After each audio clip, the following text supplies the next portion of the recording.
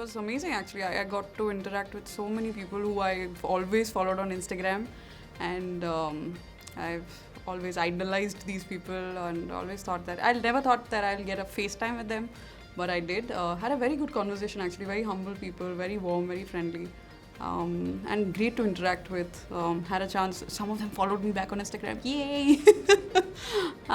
So yeah, it was a fantastic experience. It was a one-of-a-kind experience. Creators coming together. Something that we had in common was all the joy of creating, and I'm so glad InfluencerCon got so many creators together. It was fantastic, brilliant. So there were a couple, but the one who made the most impression on me was Sanjay Tuba of Bareva Chef, who's really popular. Been following his YouTube channel since forever, and he's one of those very popular guys on YouTube, and I love his style, his humor, all of that.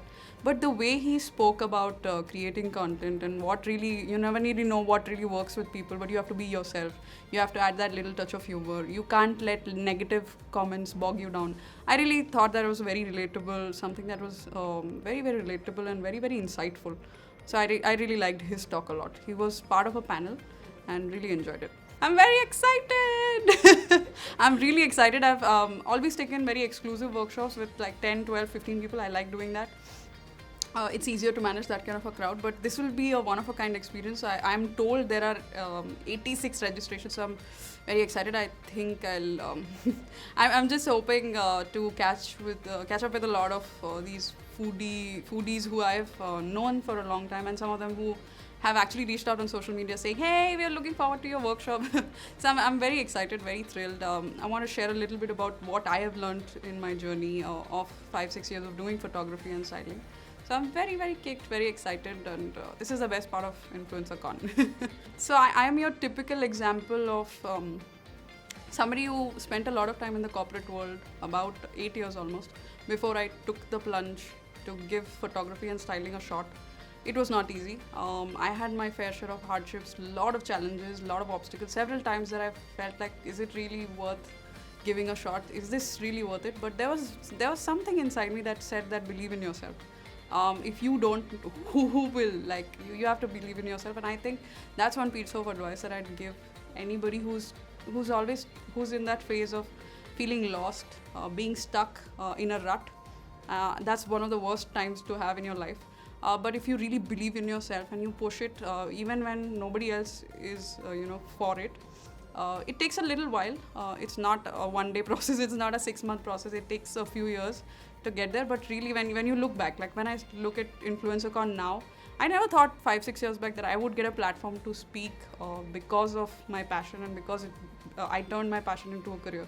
So that's my biggest advice to people. So I started with a blog actually. I was into baking. I really enjoyed baking a lot. It was something that I did when I wanted to de-stress from a very hard day at work.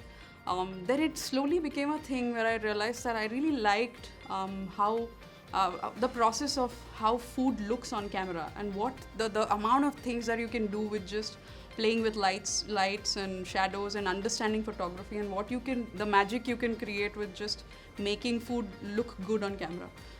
That is where it started. I never had commercial photography on my mind or even styling on my mind then. It was just out of love for food. So it just started there, but it just took one step at a time, and then the blog got noticed. I got my first commercial project because of the blog. Then one thing led to another, and before I realized, I completely fell in love with the process of shooting food, working with food. It's very challenging. A lot of challenges come with the kind of work that you do with food, because you're dealing with shorter shelf lives. A lot of times food is not exactly the most organized thing to work with as photographer, but a lot of mess, a lot of challenges, a lot of things that you have to keep in mind, a lot of planning required. Very meticulous work has to go when you work with food, but it's something that at the end of the day really excites me. I still jump at the thought of working with food every day, really being obsessed with it. I think my obsession of food is just, this is how I channel my obsession with food.